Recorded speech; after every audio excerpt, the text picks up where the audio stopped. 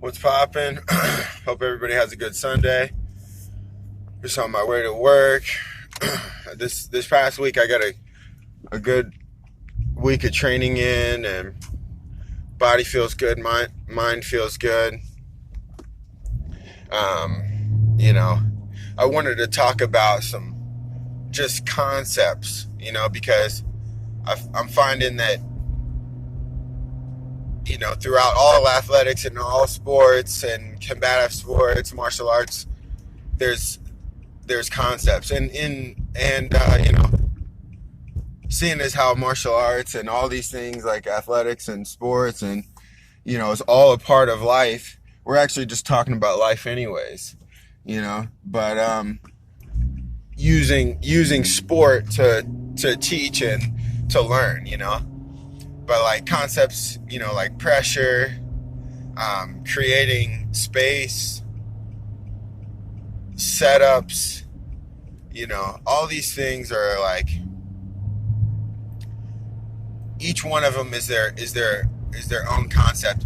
You can be a grappler and create pressure by continuing to shoot, continuing to put your weight on your opponent.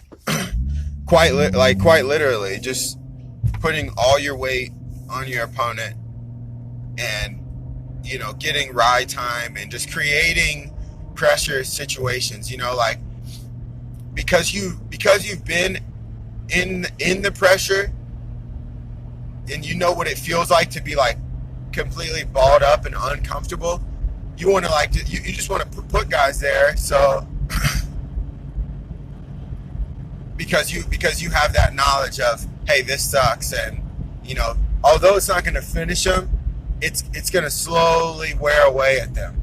I was watching this Muhammad Ali documentary, and he had different flavors for different people. He had different strategies for different guys, and some people he planned to go 15 rounds with, which 15 rounds is insane, but that's the mindset, is like everybody's different and everybody has to be solved differently. Everybody presents different problems, and you're going to need to use different concepts in order to beat these guys. There might be a guy who's like really good at throwing combinations coming forward, and so the concepts that you're going to use are going to be taking angles and counter punching, and taking angles and finding shots. You know what I mean? And if you can use what you got going to your advantage, like that the guy by nature, and he knows it too, and his coaches know, and like by nature he likes to come forward and throw combinations.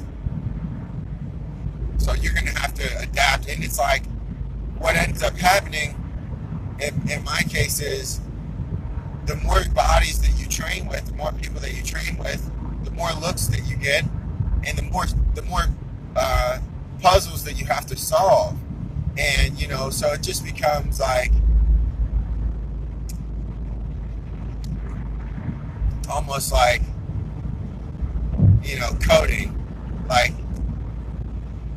coding for a computer, like, oh, do you know C#, do you know this, and like these certain codes, like these certain patterns. You get what I'm saying? It's the same, because this guy does 3 things, the other guy does 3 things, the other guy does 3 things.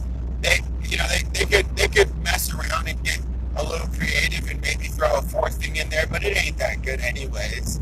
So you're really dealing with the 3 things, and really it's just the 2 things, because the 3rd thing, they probably haven't honed that well. If they were a wrestler, and that's number 1, and then they learned, they took a liking to boxing, so that's number 2, and then like jiu-jitsu is really number 3. Like they've gone to jiu-jitsu, but not that much.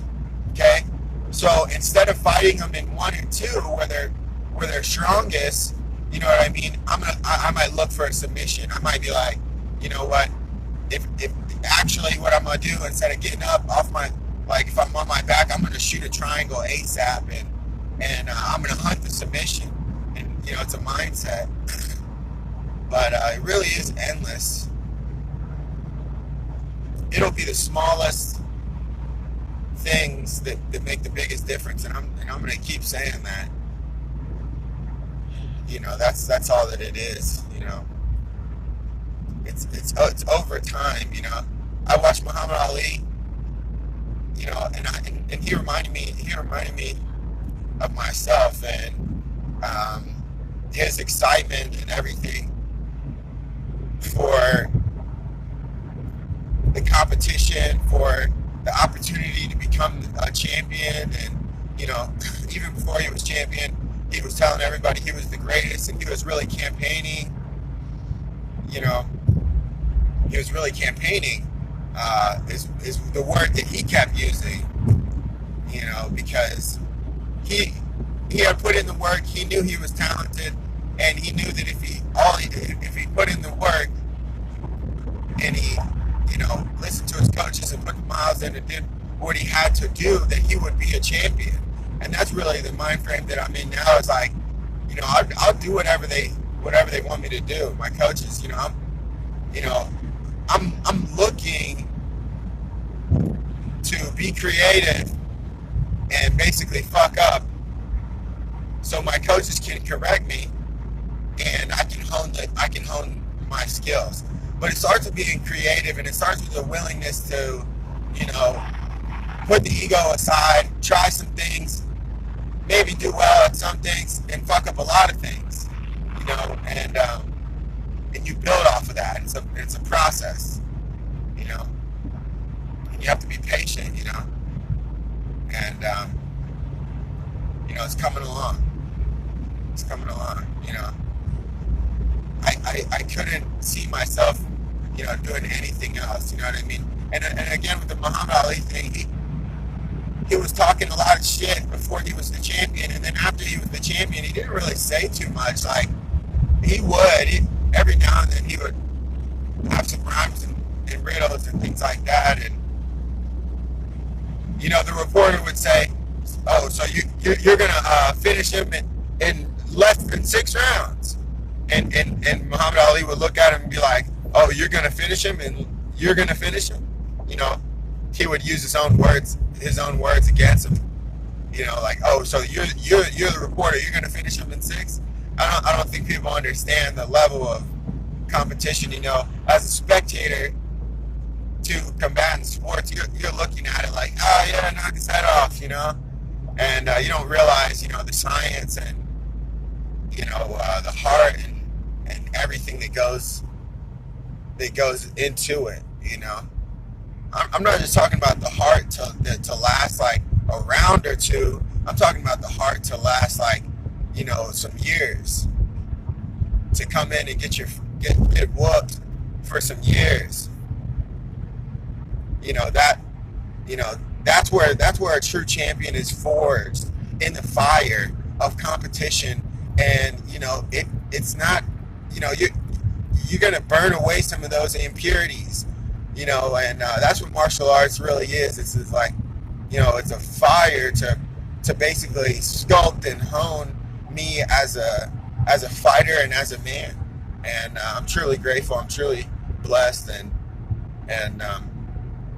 you know, I'm thankful for that. I want to take time to give thanks for that. You know, that I found something, you know, that I found the thing, you know, for me. And I feel like, you know, it makes sense why I'm here and why I'm doing what I'm doing. I'm in the right place at the right time, and I thank God for that. So everybody have a blessed day. I would encourage people to be creative and mess up, you know, because while you're doing it, you might figure out something that you really like, and maybe you figure out why you're really here. Peace.